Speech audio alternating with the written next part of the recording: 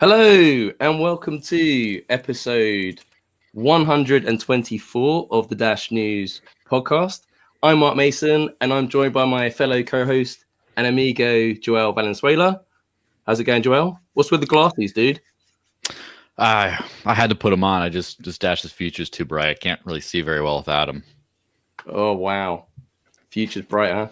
And also rocking Full Toro hoodie. Yeah. Yes. Thanks to Mocha, he gave me that, and I gave him one of these in return. So Right. Okay. Well, joining us for the podcast this week is Fabio Bossi, CEO of Bitterlo, and we also have Martin Albert, who is the founder of Lamium. And combined, that's the sound effect from Transformers Generation 1 1980s, for those that don't know.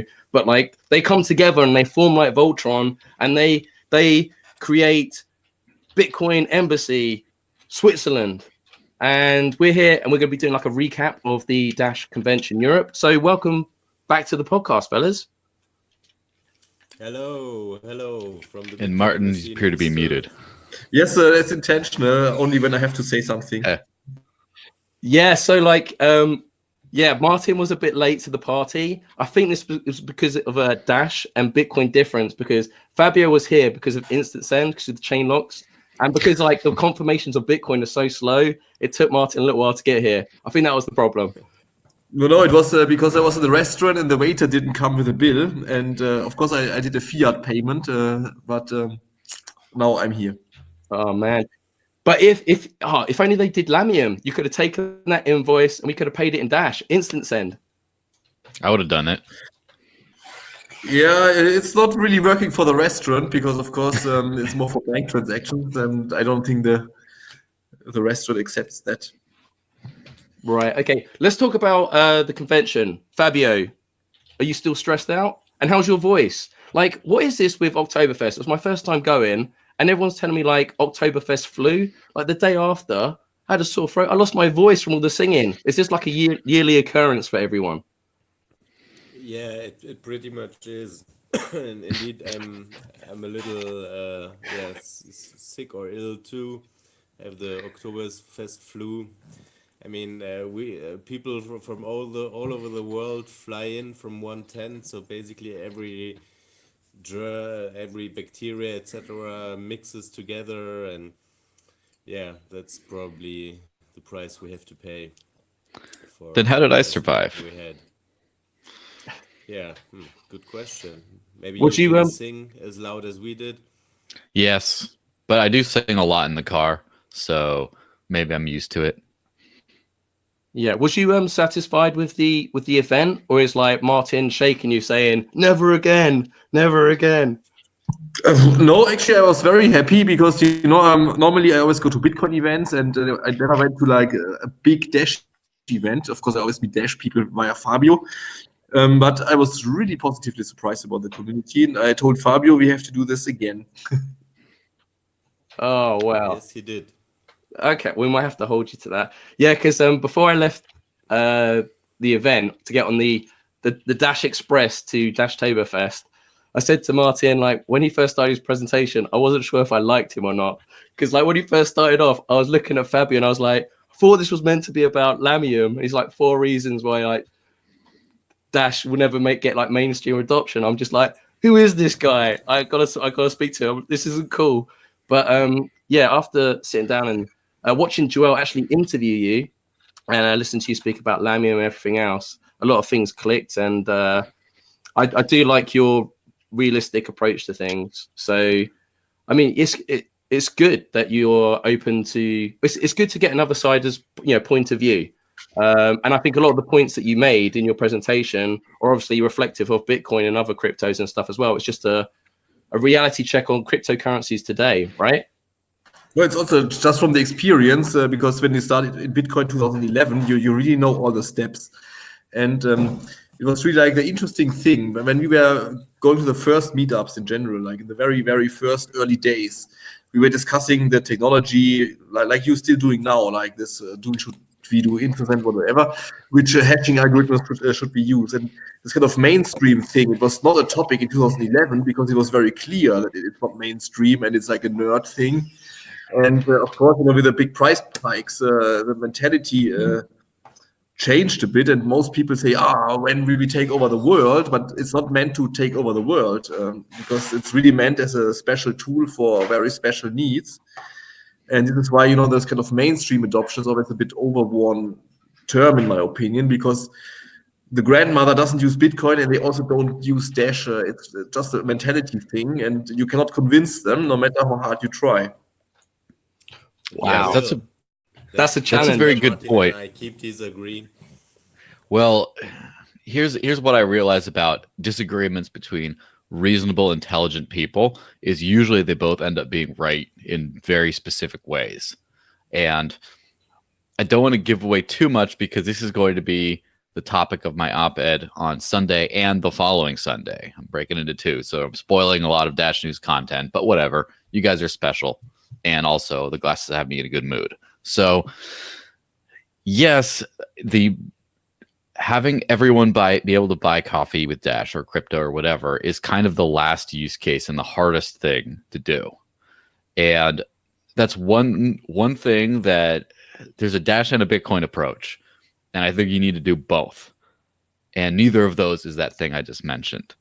The Dash approach is to build some unique use case, like say remittances, online gaming or something, and build a good user flow around that. So people who don't know or care about cryptocurrency will still get Dash so they can use it and benefit from this one thing. It's a powerful enough use case for them to do that.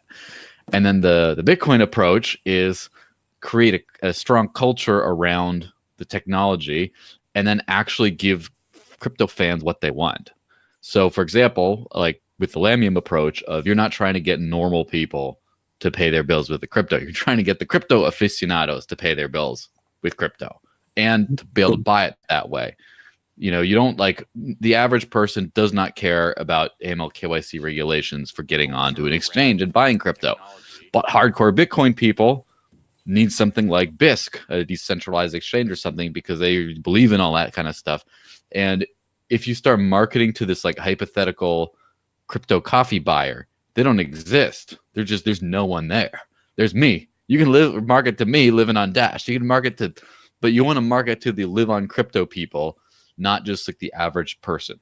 So I do completely understand that point of view. And I think that just the average person getting crypto and then buying coffee with it is probably going to be the last step of global domination. Okay, agree. Yeah, one thing I thought was interesting, I can't remember if it was you, Fabio. Actually, it might be Martin. So in the actual, I keep calling it the media room, but the Bitcoin MC Switzerland, they've actually got a crypto ATM.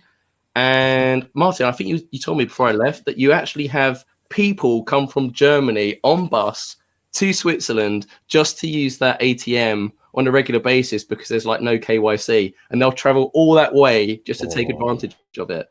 That's insane. Well, from where in Germany would this be? Is this has to? Yeah, it's not like an everyday situation, but of course sometimes people come from. I mean, Germany is not so far from our place, so it's 1 hour to the German border. So when somebody takes a 2 hours car trip, it's really realistic. I mean, when you come from the US or whatever, of course, changing the country is always a big thing. But in Europe, you're very quickly in Austria, France, Italy, whatever, from Switzerland. But yes, of course, in Germany, the regulation is very strict with the KYC.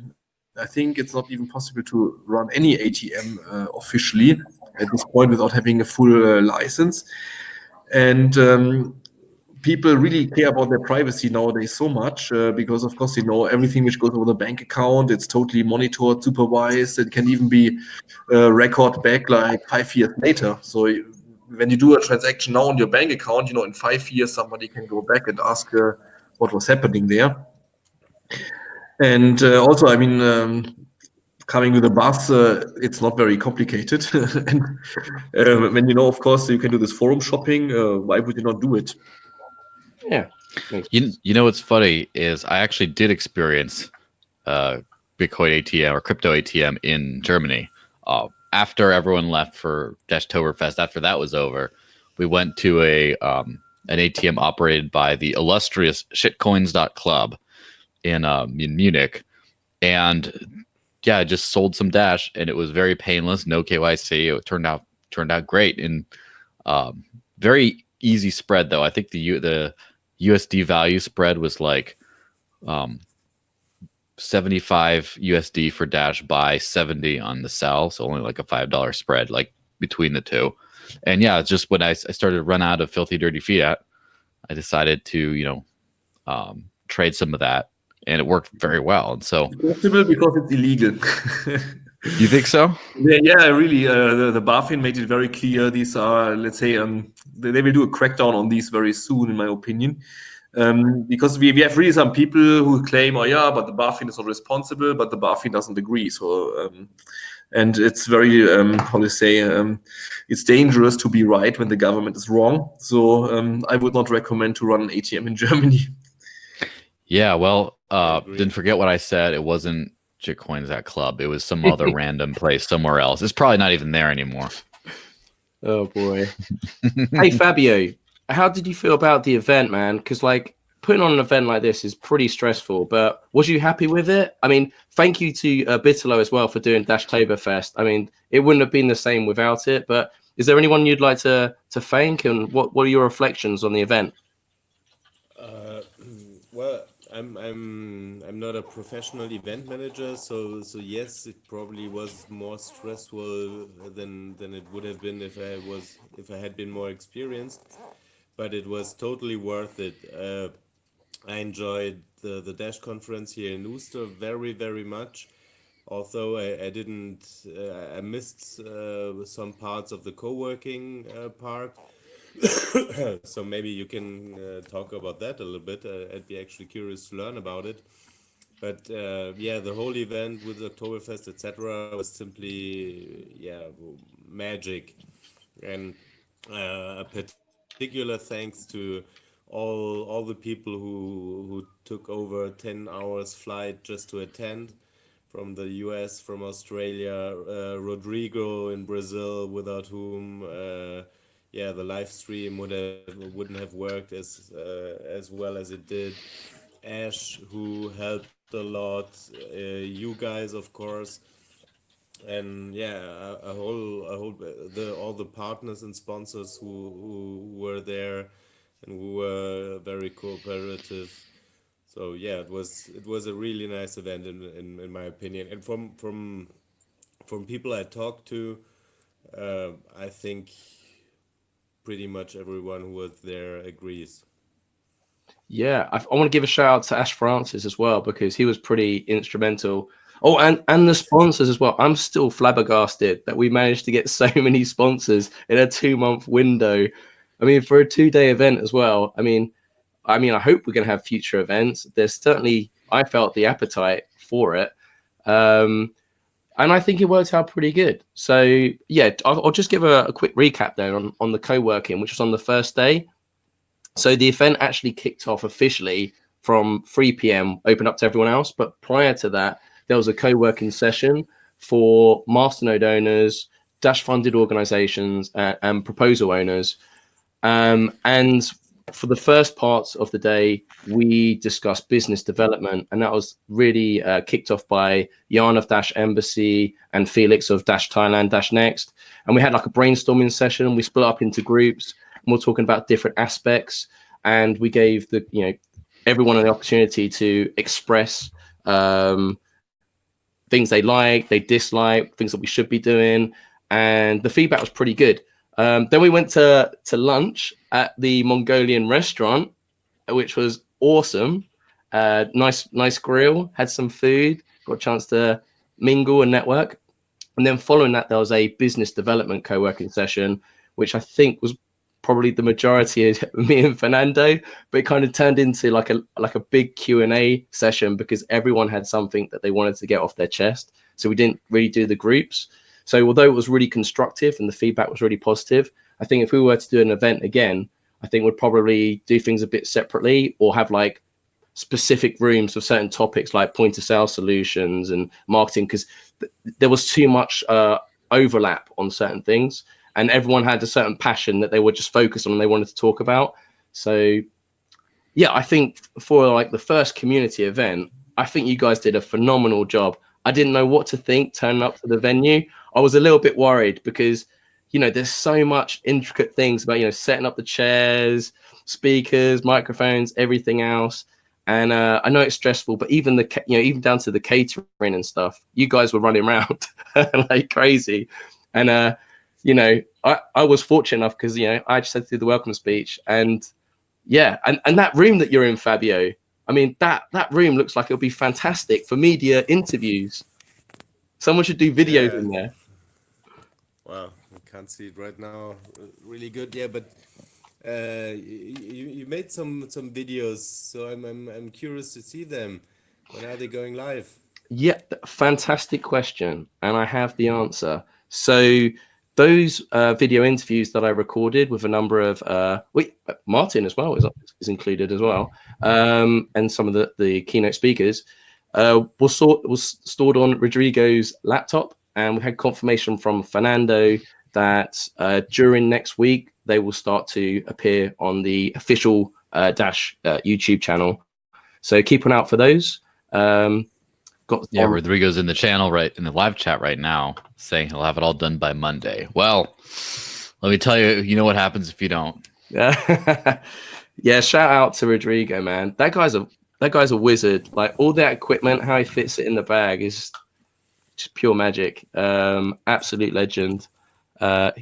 Complete unsung hero of Dash, that guy. And Ash Francis as well. He's a technical whiz kid and was on hand. And actually, dudes, the vending machine, like, look, we can talk about the big announcements and the sponsorships, and because there's some really cool stuff. And I got to miss like the majority of the keynotes because of the video interviews, but like outside there was lots of vendors and stuff.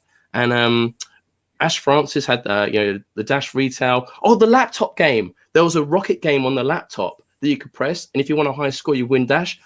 And I won it, but I didn't get the $100 in Dash. Ash, if you're watching, you don't have to pay me the $100 in Dash. I'm just happy that I won. But yeah, they had the Dash retail solution as well. I did a video into them, so that'll be coming up. But it was the vending machine. I couldn't get Joel away from it. They had a coffee vending machine, except in Dash. I saw Joel. He's a coffee monster. I mean, he had like 6. I know he loves Dash, but I think he might just like coffee just a little bit more. It's close. It's a close tie. When I have both, it's like a network effect. It's kind of like when you put schnapps in your beer, then it's more than just having a beer or having schnapps. It's like it's a match made in hell or heaven, depending on your perspective. Right.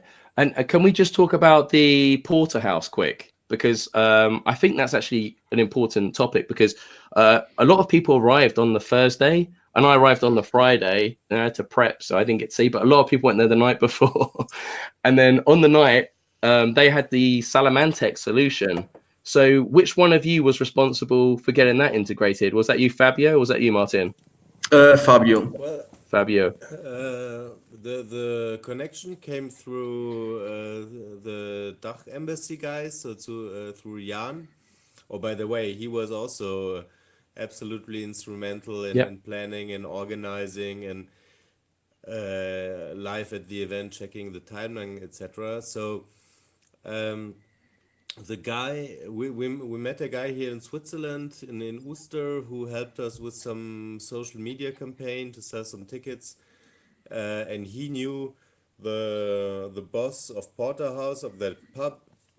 So he connected us, and then we connected Salamantecs to him, and yeah, they managed to bring the POS terminals there, and it worked out quite fine. I think I just returned to Uster from Munich today, so I haven't even been over and talked to them yet, but I think they were quite impressed from the Dash community. There were quite a lot of people paying on Friday and then Saturday again. So yeah, I think that was a success and a lot of fun, of course, to pay in Dash. Yeah, on the Saturday night I attended, and people were there having beer. I mean, it was fantastic because it's just outside the venue as well. It's like right next door, and the venue's perfectly located next to the train station, so you can't ask for much more. But yeah, like everyone was buying beers, and I think with the Salamantec solution, you can do tips and stuff as well. And then I tried to get away quite late, and I don't think I told you this. The the waitresses came over with a big jug of beer and like 4 pint glasses, and Foxtrot, I don't know if he's watching, and a few others. Oh yeah, like, he is. just like, you can't leave, you got to finish this with us. So just chugging beers and stuff. But Yeah, that guy got me in so much trouble. He kept on. Yeah, he is the ultimate buyer of alcohol for possibly unwilling participants, but we love him for it. And speaking of tipping, the one thing we didn't get on camera is the servers at Dashtoberfest. I got one of the servers to add the Dash wallet, and I tipped them like $40-50 in Dash for them to accept Dash tips. And then I think there was a swarm, right, Fabio? And then like in 5 minutes, I think that waiter had like $200 in tips in Dash. It was insane. I really wish we got that on video. I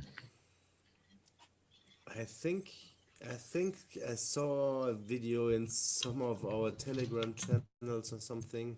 Didn't Jan film something? Oh, well, I hope so. Jan was having. I hope it was early in the night. That's what I would say. He was dancing around at the tables, but yeah, because like obviously I couldn't record it because I had my phone out and I was obviously sending the money, and then the next thing I know, I was like, hey, this guy's taking Dash, and then the next table like swarmed him. He was like, I got no idea what's going on. It's just like, well, this is insane.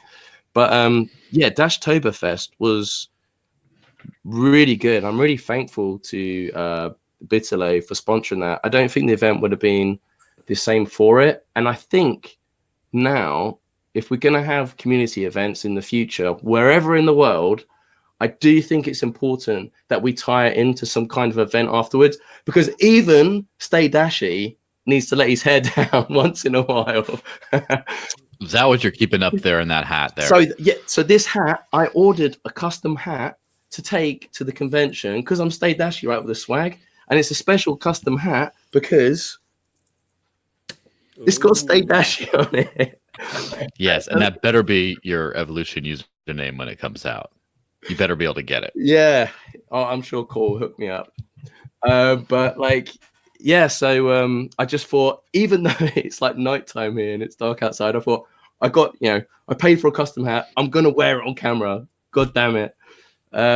Let's talk about some of the announcements though, because I missed some of the keynotes, but everyone was talking about them.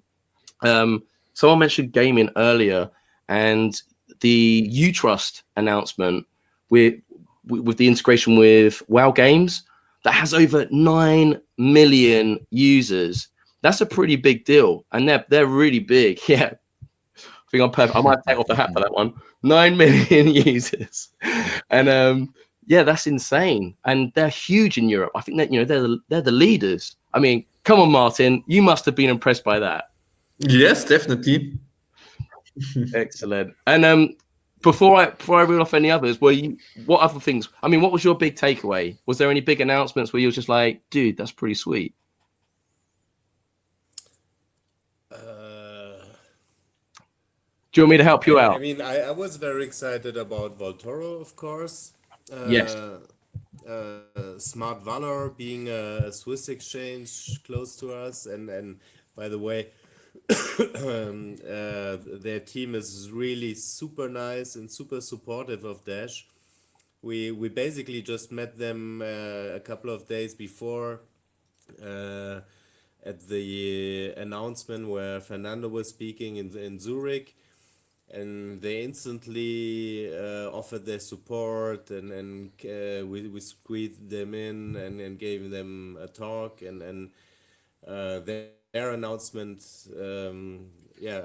I like it very much because they also announced they're gonna be offer staking and except one confirmation, so even less than Coinbase Pro, and I think that this will promote Dash in the Swiss area pretty much.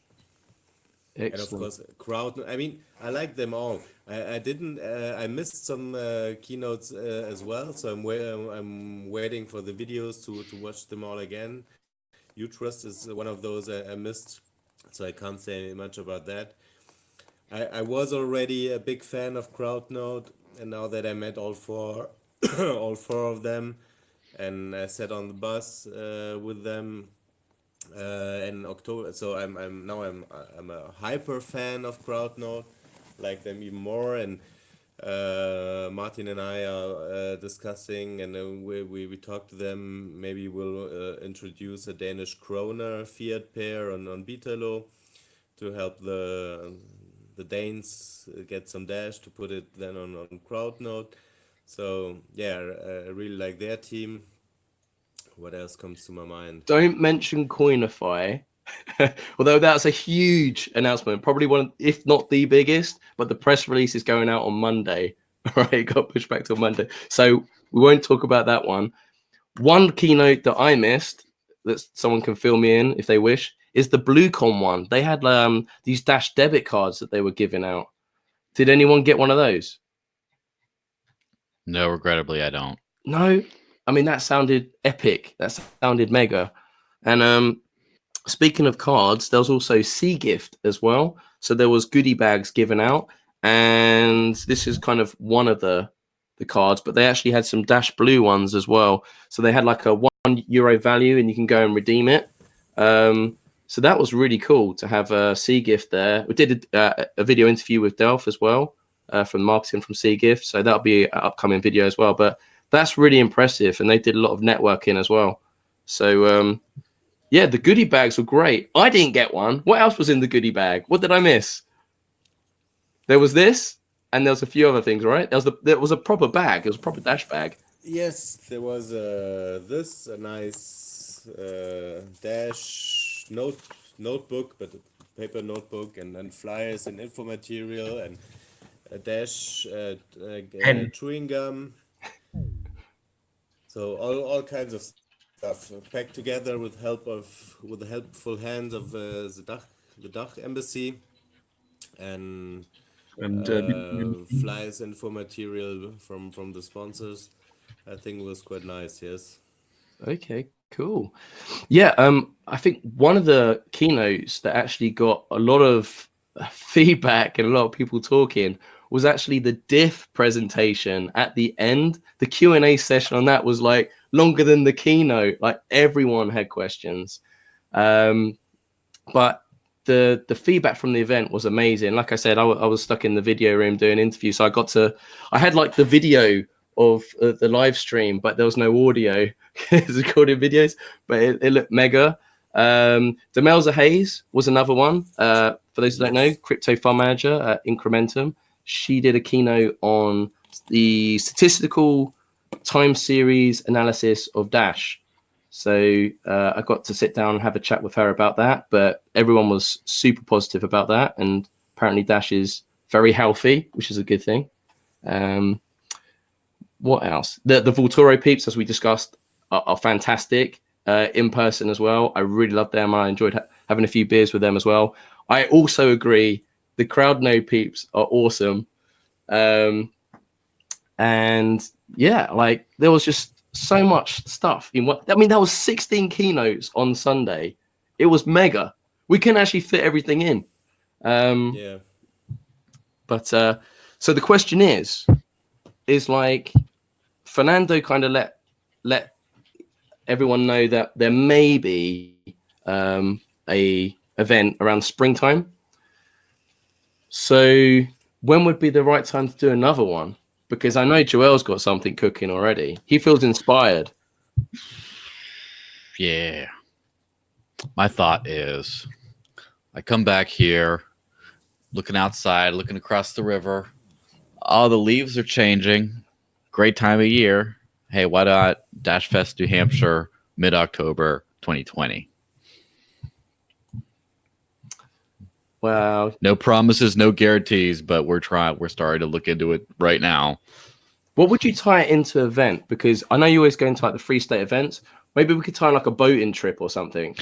Yes, well, there is a boating trip that takes you on a fall foliage cruise. So you go down like the river, and there's like golden leaves all around you, and it's really nice. So that was an idea that popped up. But we'll keep on thinking. There's plenty of cool stuff to do here, but most importantly, you can actually spend crypto, like not just one place, not just two, but like dozens. So yeah, I mean, that's the real attraction. I mean, why do you need you don't need to have like a million pints just to just to convince yourself that you're living a dashy future. You know, you can do that. You get to think that when you're sober here too. Man, well, I love the free state and live free or die, right? And you definitely got the merchants there where we can spend it. So I'm game for that. But, you know, I'm game for everywhere. But yeah. Felix from Germany just forwarded me a video from the waiter. I've sent it to you on Telegram. I mean, I can try to hold it in the camera. I don't know. Oh, excellent. Yeah, we can see. Excellent. So that was from Oktoberfest. The waiter. Good times, man. You have it on Telegram. Excellent. See this. Thanks, Felix. If you don't come to the events, you don't get to see it.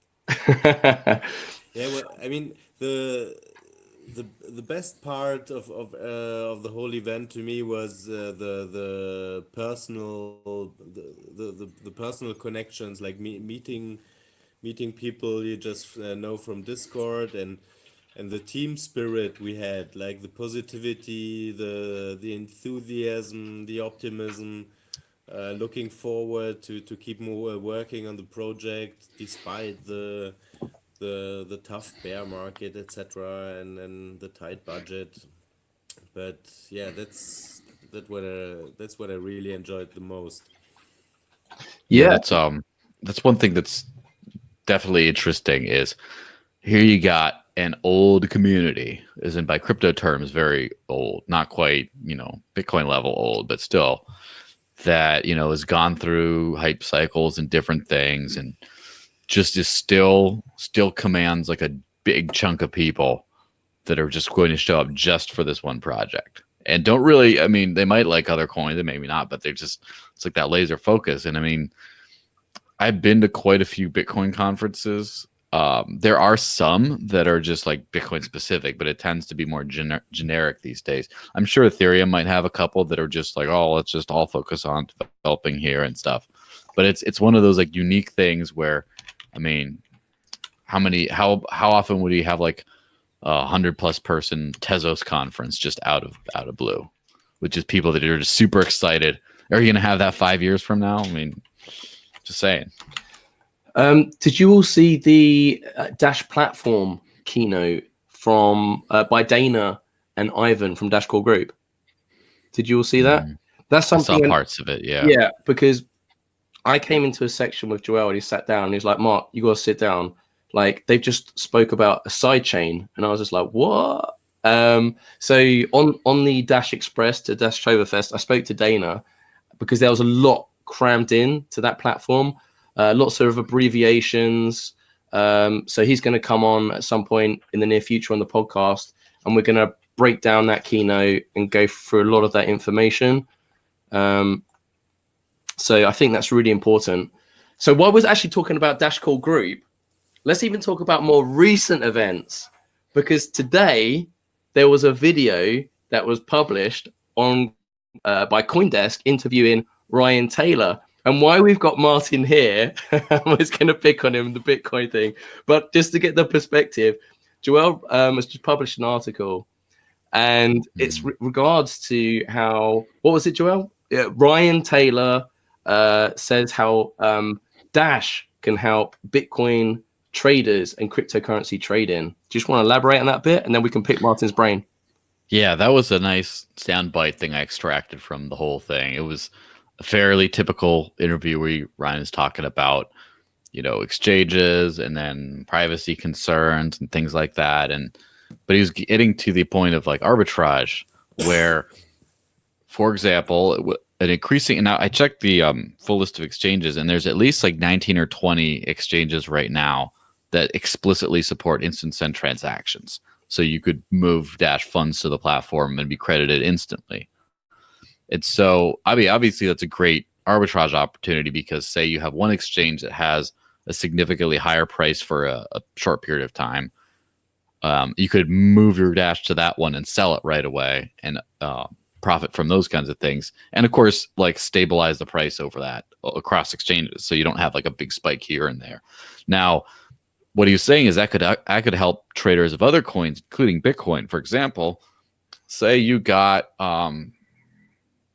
say the price of Bitcoin is, let's just say 10,000. Let's be nice and happy for a day, right? Let's just say it's 10,000 USD, and then someone dumps a lot of Bitcoin, like maybe it's a Silk Road liquidation, maybe it's a Mt. Gox liquidation, maybe something like that. Someone dumps a whole bunch of Bitcoin and crashes the price on one exchange. So now you go down to like 9,000 USD for Bitcoin. And you're like, oh, I wish I had stuff on the exchange to buy it. And like by the time you withdraw Bitcoin to wherever you're doing it, and you get some confirmations, you try to like move it over. It's just not going to work. But you can just beam Dash either directly to your wallet and then to the exchange, or however you do it. And within seconds, basically, or minutes, depending on the exchange infrastructure, you can just go capitalize on that trade and be like, I'm going to go buy a whole bunch of Bitcoin at 9,000. And within like 30 minutes or an hour, it's going to be back at 10,000. But I already got in cheap. So if I would recommend that every seasoned Bitcoin trader have a good stash of Dash on hand that they can use to just move to another exchange and get cheap Bitcoin when it pops up. Martin, I was watching your face while Joel was talking. Yeah, I mean, I have this discussion nearly daily with Fabio, and I always say, especially when the Bitcoin network they try to go, or let's say the Bitcoin maximalists, they always go into this, in my opinion, very stupid direction of the Lightning node. Or the Lightning network, and this is, in my opinion, the most stupidest thing you can do, because what is the effect of the Lightning network? The Lightning network means you need to stake the coin somehow in some kind of channels, and in my opinion, this will be the Achilles heels of the Bitcoin network in case this will really grow, because in practice you have, of course, big nodes from like channels run by the big services like Coinbase and whatever. And what coins are actually stuck in the channels? It's not the coins from Coinbase itself, but it's the users' coins.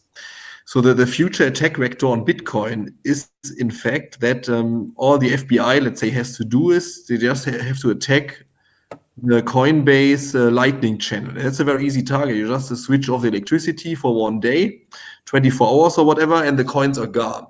And it's not the coins of Coinbase which are gone, but it's like the users' coins who had coins in the custodial wallets of Coinbase.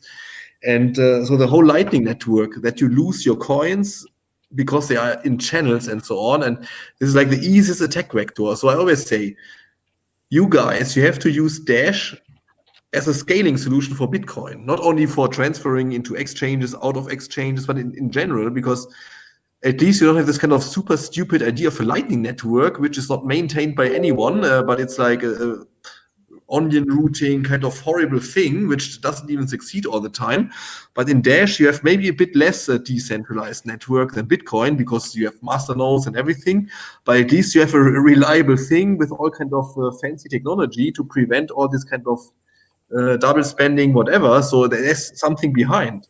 And of course, you have an easier attack vector from 5,000 master nodes. It's less decentralized than whatever, but it's much better than any Lightning kind of scaling solution. Well, that's an important point about the free market in general, because the free market is in and of itself an off-chain scaling solution, right? If you think about, there's a lot of demand, and when you had, say, an industry first like Bitcoin, there's a lot of demand for that, and demand exceeds whatever supply, either like supply of the coin or supply of like space on the chain or whatever. And then when competitors pop up, it's not like someone tries to dethrone the king or anything. It's not necessarily like that. It's just now you have demand scaling off into different spots. And so, for example, if you live in a small but growing town, and you have like one good pub everyone goes to, and eventually it just gets too crowded. Everyone's there. You can never get a table there. It's terrible. But it's always full. And then, the user experience like degrades. It's like the service isn't that good. There's high employee stress and turnover. But then someone opens up something next door, and it's also a pub, but they focus more. It's more of like a cocktail bar. How about? And so all the people who were trying to get liquor at the first bar, they're like, you know what, this place is here. It's not as crowded, and it has exactly the thing I wanted. I don't care about craft beer. I only like my cocktails.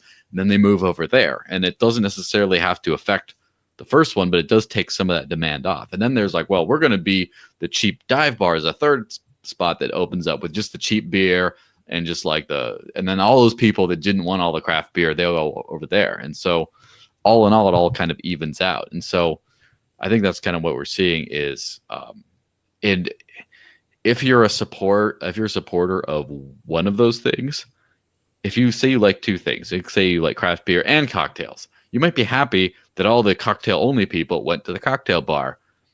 And because now your place is a little bit more livable, and you might go over there sometimes when you want a cocktail and you just not need it in your primary place that you go to. So, analogy.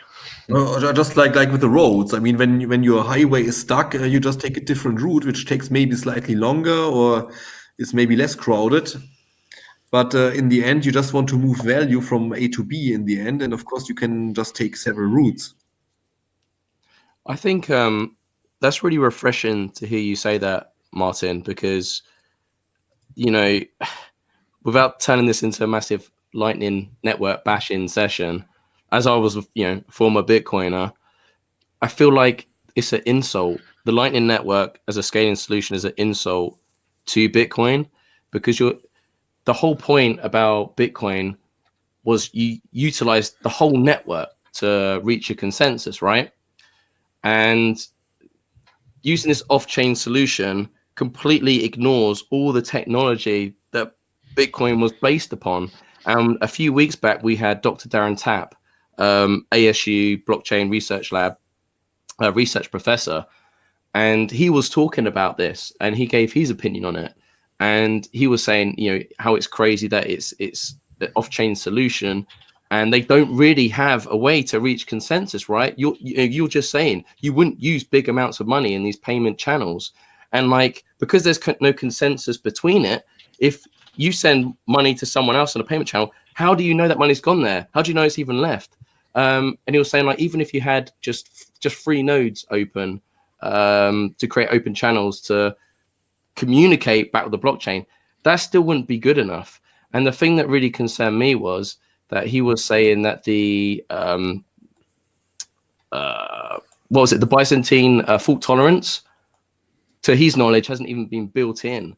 And that for me is just scary. I mean, I can't understand.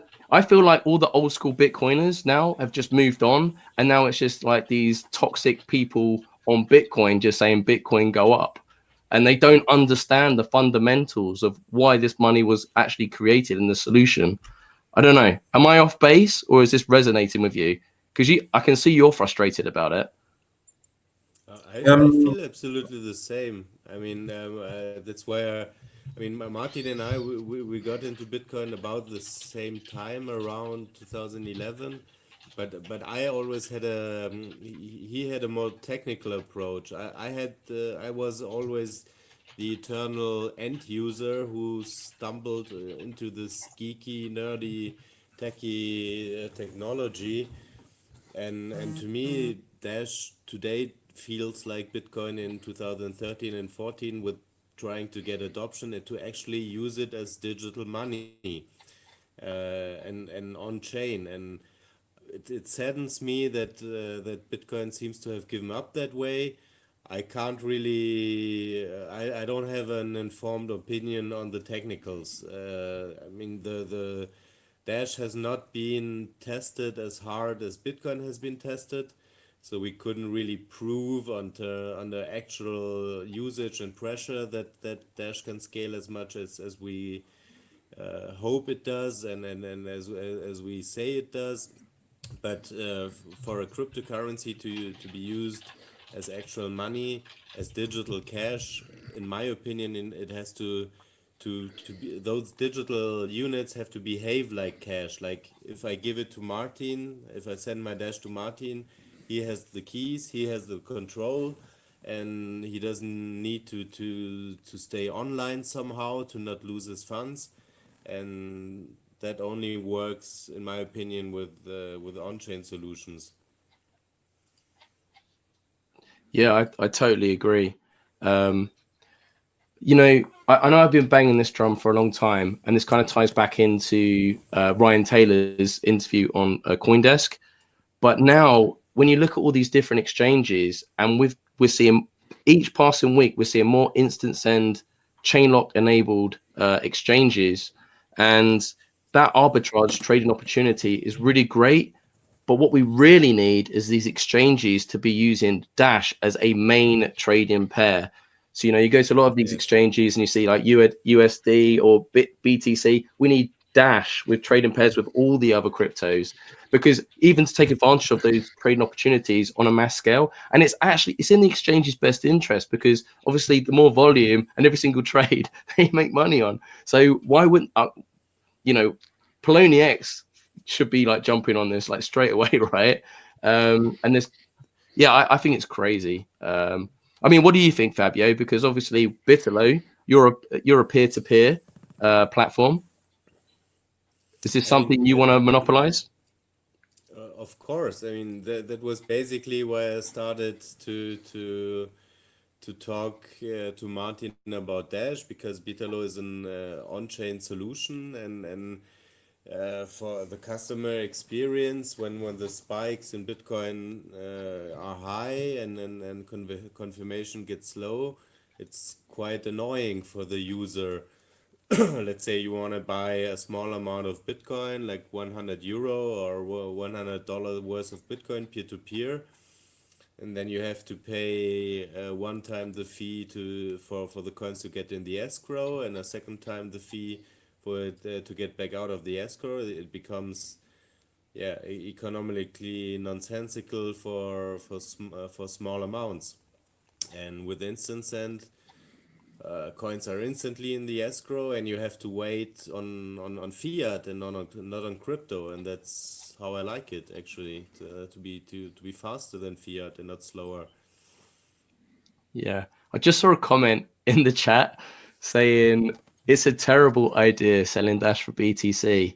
I agree, but there are day traders out there, and you know what? Ye- If they're going to trade, then you need to use the right tool. You need to use a tool that's fit for purpose. And if you need instant withdrawals and deposits on exchanges, Dash is the way to go. Yeah. Exactly. So the two comments on that thing, of course. First off, yes, it's a terrible idea at this, especially at this particular price ratio juncture, right? It should be the other way around. But also, as I said, well, what if you use it to get more Dash? Like that's the whole point of an arbitrage stake. I mean, one Bitcoin being, let's say, hypothetically 10,000, then the price drops to 9,000 on one exchange. You go send a bunch of Dash, you buy it, and then it goes back up. And then all of a sudden you have an extra, $1,000 worth that you can go trade for Dash. So hey, Yeah. Well, Completely agree, and I think I think we're in the right direction. I mean, money is a question of trust, and then trust gets established through time. And I think, and the Dash convention was a good testament to that. The community won't go away. The development won't go away. We will keep building. We will keep growing, and internationally also. And uh, I'm very confident that Dash will be among the current the crypto projects, especially the currency project, that will be there in 1, 2, 3, 4, 5 years time. And uh, what the next step I'd like to see is some more institutional interest. Like, I mean, the BitGo announcement, I think, is very positive. I think, I mean, many of us spoke to Demelza, who was there, and and had hopefully some still is in the interesting live news. chat. Is she? She Hi, was. Imelda. And so that would be the next big step, when, because we all want to be where we all want Dash to be where it belongs. That's in the top five or top 3, and I think we're on a very on a very good way. And what I see is, and it's not only BitGo and institutional interest. It's the likes of Smart Dollar who are talking about staking. All kind of staking solutions who now come, and I think we will see that in the price sooner than later. Yeah. Well, how do you guys feel about the Futuro platform launching? I mean, I was really happy, and we obviously did the article the other day, and I tweeted about it saying how happy I am. Joel's rocking the hoodie, representing the colours. I'm looking dashy, he's looking golden.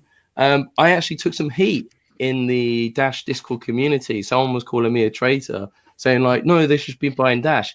No, you shouldn't be holding dirty dinosaur, dirty fiat paper. That's what you shouldn't be holding.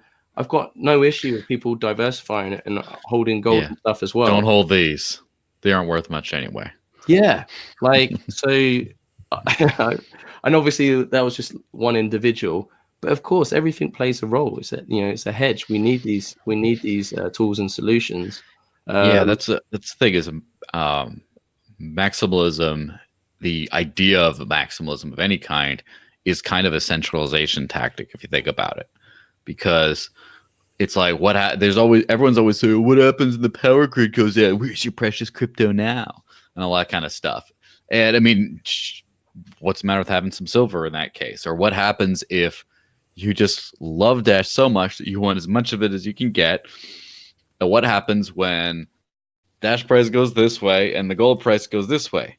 Don't you wish you had some gold to then put in Dash at the bottom, so when they go the other way, now you have more Dash? Like, why do you have to be so, like what happens if you go to, say, some city in Australia and you want to spend crypto and all you got is Dash, but all they take is Bitcoin Cash? Wouldn't you switch some over? Would you switch some over just so you can use crypto, or just be like, nah, no, I don't like that Bcash stuff. I'm just going to like use fiat. Like, oh, yeah, great. That's really nice of you. I mean, that's the whole point, having on and off ramps. And of course, there's other cryptos that trade into it. So it opens up, it actually increases accessibility. I wish and I hope that they add silver to their platform soon as well, because I've always been more historically of a silver bug. But yeah, the Dash to gold trading pair is really good. It's yet to be seen, how that's going to play with the, the diff and stuff. But look what happened to CoinMarketCap last week. I was worried that was going to dominate the conference. That would be all people would be talking about. But the reality was no one spoke to me about it at all. Everyone was more interested in the announcements and things moving forward. As I said in my welcome speech on the second day, like, we're not distracted by short-term noise because we're focused on the long game. If you believe in the end game solution, then the fiat price is a fake measurement of success, essentially, on CoinMarketCap. We know that CoinMarketCap is based on speculation and not utility. And the more we focus on utility and not hype, we will turn that corner. And we're seeing more exchanges get that instant send function. In fact, even after the convention this week, we had a Brazilian exchange now of instant send functionality.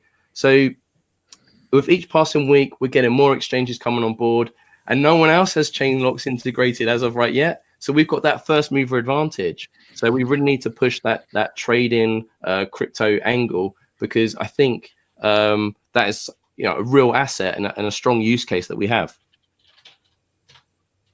Completely Absolutely. agree, Right. Okay. So, Fabio, I saw some good feedback for Bitterlo. I don't know if it was a direct result from the conference, but I saw on Twitter you had a happy customer buy some Dash, Yes. I think. Yes, that's someone I met on some meetups. It was not directly related to the conference, I think, but yeah, we made the first few deals on Bitterlo, and it's working quite fine. And yeah, so far it's not that easy to find other Dash Euro or Dash Swiss franc pairs. So I hope we get some traction now. And Martin is also working hard on the Dash integration on Lamium. I don't know if It's you live have breaking already. news on that.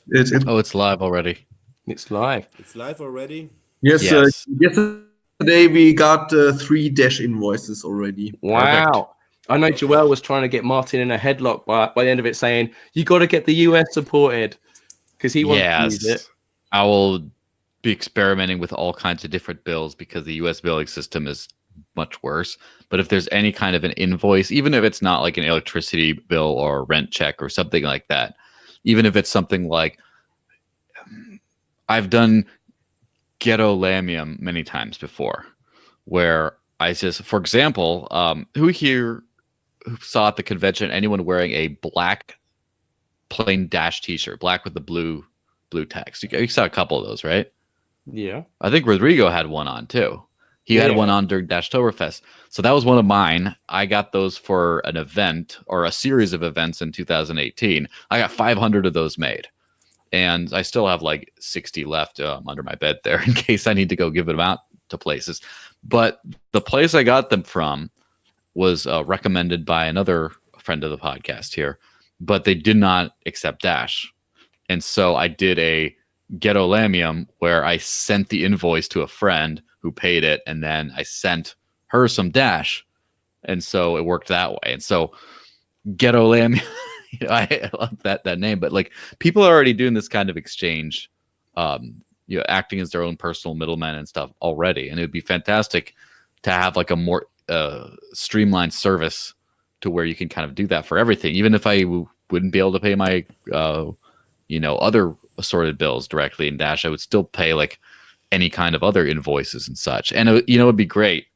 So I was already thinking of, because I've done some event organizing in the past, and I was just thinking as soon as this Dash convention thing was going, and of course, Fabio knows that I was poking my nose and saying, oh, you should do this, you should do that, you should act to this person for all that kind of stuff. And so, of course, all I could think about is, can we do our own in New Hampshire next year? And the first thing that comes to my mind is, I don't have any fiat bank accounts or anything. How am I going to pull this off? Like, how am I going to reserve an event space? How am I going to, pay for all the various things? And of course, there's a lot of those things I could pay directly in Dash around here, but not everything. And so I'm just thinking what am I going to do? But it wouldn't be nice if Lamium was able to basically make the Dash convention possible, the next Dash convention possible, fiat free for the people paying for it. Maybe not at the end. Something like that would be pretty amazing. Yes, so we also, we have few US dollar people, so that's always possible. There you go. Nice. Get the wheels in motion already. Yeah, like I was saying I don't want to ruin the video interview you did with Martin, because I thought that was really insightful. But like, really, the Masternode network is the perfect clientele for Lamium. So having these invoices, because where we get the block rewards as a reward for providing a service to the network, a lot of Masternodes see that as disposable income, right? And so I think that they're going to be much more willing to use your service to pay for invoices and everything else, because there's a lot of Masternodes that live off that as a passive income. So really, I think we need to strategize and get this out there, because just want to give a recap of what countries and currencies you support for Lamium. So for the fiat currencies, Euro, US dollar, Polish zloty, and Swiss francs. And which one's the most popular right now? Dash, it's very simple. And which country is the most popular right now? Or is it just EU, like the SEPA zone, it's the easiest. So I think 90% comes from SEPA area. So Euro. Excellent. So with the Bitcoin Embassy Switzerland, hopefully eventually be renamed to the Dash Embassy Switzerland. I proposed that to Fabio, but he didn't agree so far. All right, fight. Well, look, there's still plenty of time. Actually, well, in some ways it works out, because you've got so much Dash swag in there anyway. And if you've got Germans turning up in buses to use the ATM, I mean, you guys got the perfect solution, right? I mean, was that the idea? You got a fully rounded. So you got people to come to use the ATM. You got the peer-to-peer trading for Bitlow. And then if you've got the invoice side of it as well, so you've got the complete fully rounded solution. Are you guys working on anything else? You got your fingers in the other pies? Yes, so we are still secretly building the whole decentralized ecosystem, but I don't want to make any announcements yet. But check out the Intarium service, which will go live next week. That's a very special thing again, but it will also support Dash. And it's basically the inverse invoice payment, but I will make the announcement in time, so it's still a bit too early. Interesting. Yeah, well, make sure you keep Joel locked on that. Oh yeah. I still hope we get Bitty to accept Dash on the ATM, or maybe have an ATM, two-way ATM for Dash, because I think I would be able to convince a few guests here to buy some Dash if I had it here on an ATM. But yeah, still working on that. Yeah. Yes, it's very simple. With the Coin Nexus, we will also sell Dash then. Yeah. Excellent. But it takes a bit more time because it's a bit more tricky. I want to say thanks to Martin as well, because Martin actually was the guy behind the dashconvention.com website, right? Well, with direction from Fabio, cracking the whip, I assume. but that was much appreciated. I forgot to give you a shout out for the website. The website, that was Tobias. That was basically our most helpful guy in the office, which can do all the software solutions and whatever. So we really had to take him off from the other projects for making the website, but it was definitely worth it. So great thanks to Tobias for that. Yes. Yeah. And Fabio, thanks for shouting out Jan as well, and Sine from Dash Embassy. Yes. That obviously, and Felix from Dash Thailand Dash Next. He was involved with the organization and structure of the co-working session on the Saturday.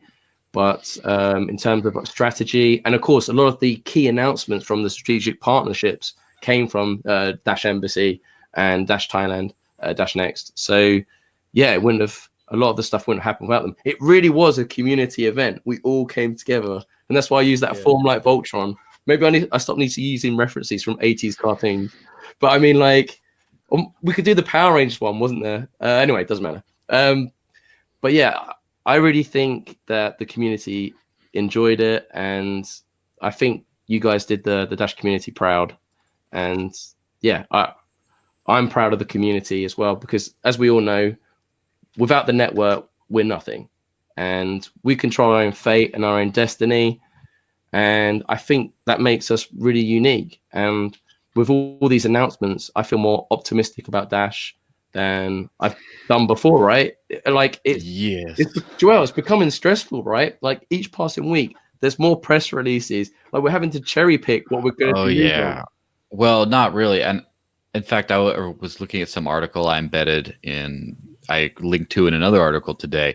And I saw there was some comment there that was like, "Oh, this news is like a few days old." Like this is an old article, but also is like, "Oh, this news is a few days old" and stuff. And I remember that week very clearly that one of like the breaking news things. It's like, well, I got like 14, 15 breaking news stories, and this just was the one that was at the end of the queue because they had to get through the 2 articles for all of them. And now it's just like I haven't, there have been days.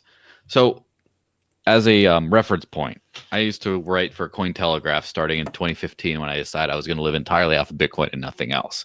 And of course, there was a lot of good stuff to talk about, but there was times in like mostly like early 2016 where there was slow news days, right? It's like, I got to write an article. And it's like, well, what is there to report on Bitcoin and any cryptocurrency? There's just not a lot of stuff going on there. It's like some weeks. And so we kind of extended to like, encryption and privacy-based tech, like Signal encrypted messenger and stuff like that. Okay, we'll do a little bit of that, or like, Android device security. Like I can kind of do something on that, or, something happening with like central banking or something like that. That's like related to the core concepts around Bitcoin and cryptocurrency, but not directly. Sometimes I had to do that when there's like slow news week. I'm like, oh, what are we going to write about? Then was it spring 2017 when we started Dash News? I was scared at first because like, I remember the Cointelegraph days about all of crypto. Now having to just focus on Dash, not even just Bitcoin, but just on Dash. How am I going to find stuff to write about? And there was like in the beginning, there was like 1 or 2 really slow news weeks. But since then, we've had more than enough stuff to write about just on Dash all the time. New integration, new partnership, new thing, new that. Everything just, it's happening to such a huge extent that, I mean, if I take a step back and look, I'm starting to think like, wow, this is something really big. Like sometimes it gets easy to be both like working in the trenches, like, all right, what's next? Or to be like, oh, let's check the price today. Oh, market cap rankings. Oh, why is Tether number 4? Oh, like stuff like that. It gets easy to get in there. But then when you step back, you're like, we've built something truly amazing already. Yeah. And you know what I just Googled? I had to Google the Power Rangers thing because I forgot that. It's Megazord. All the DFOs come together like Megazord. That's what it is. Someone needs to make a meme or a GIF out of that. Who's good at making memes or GIFs around here? Foxtrot. He makes some. Mike Newhouse. Savan or Dash Memes for Crypto Kings, who was there. And, of course, Magical Meme Master Mark Mason himself. Yeah. Someone did put in the chat, go Power Masons, but I think we should be like go Dash Rangers. Yeah. Awesome. Yeah. That was one of the people you mentioned. I won't say who. Right, chaps. So, Fabio, before we wrap this up, is there anything you would have done differently? What have you learned from doing the event? Is there anything like, we will not do that again, or I would do this differently? Or are you just a perfectionist and you were happy with everything? Would you have hydrated more during Dashtoberfest Monday? Had more water in between all the rest of the stuff? Is that what you would have changed? Well, it was actually quite okay on Monday. So, to be honest, I was so happy about everything. I wouldn't know what we could have changed. Like, I mean, maybe have a little bit more time for planning. Oh yeah, I like mean, it 6 was extra quite months. spontaneous, but that would be it.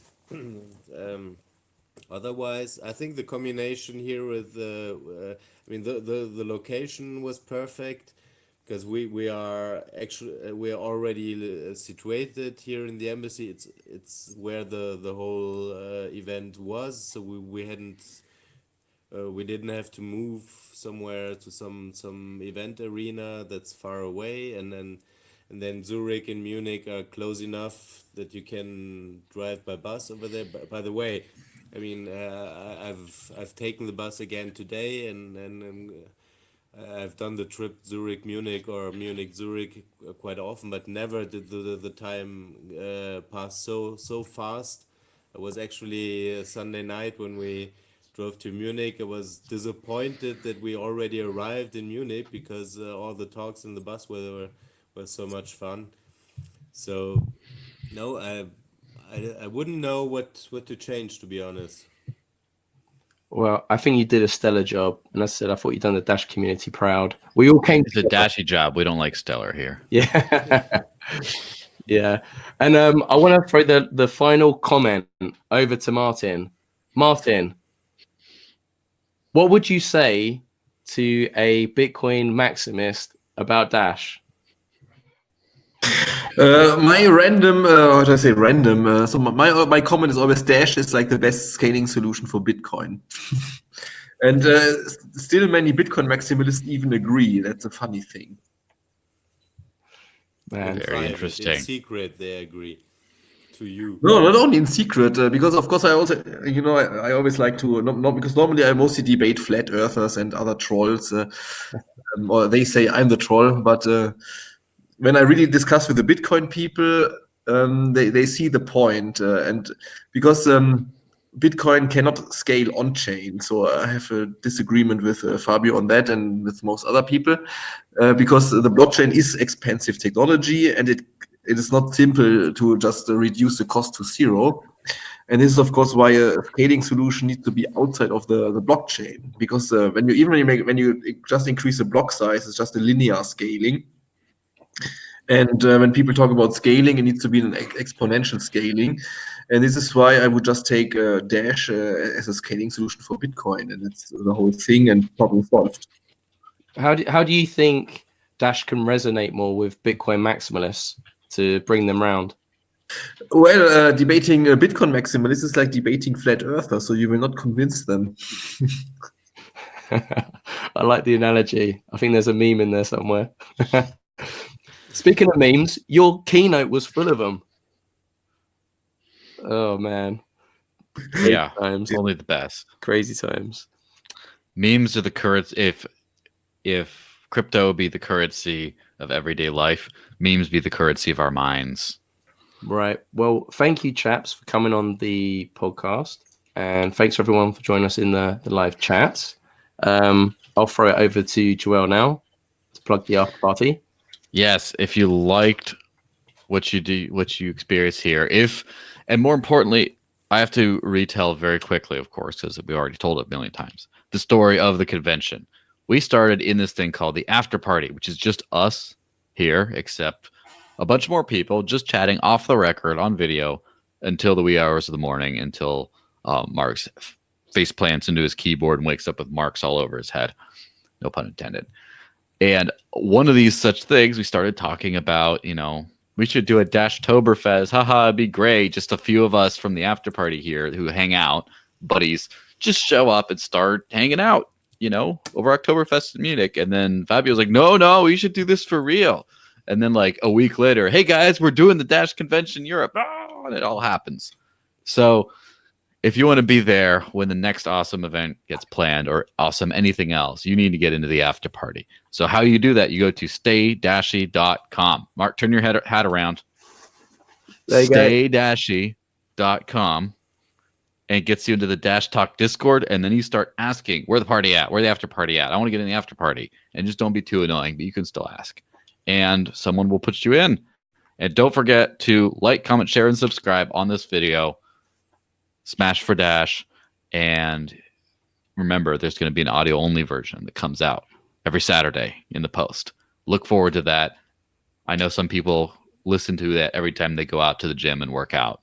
So if you are into fitness, and if you're not, you should be before your body wastes away to nothing. Listen to the Dash podcast and go to the gym.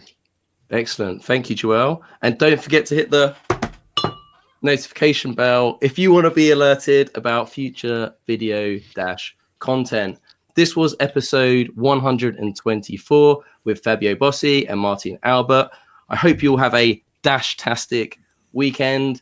Stay positive, stay humble, but most importantly, if I can get my glasses on, stay dashy. Have a good weekend, everyone. Same to you guys. Peace.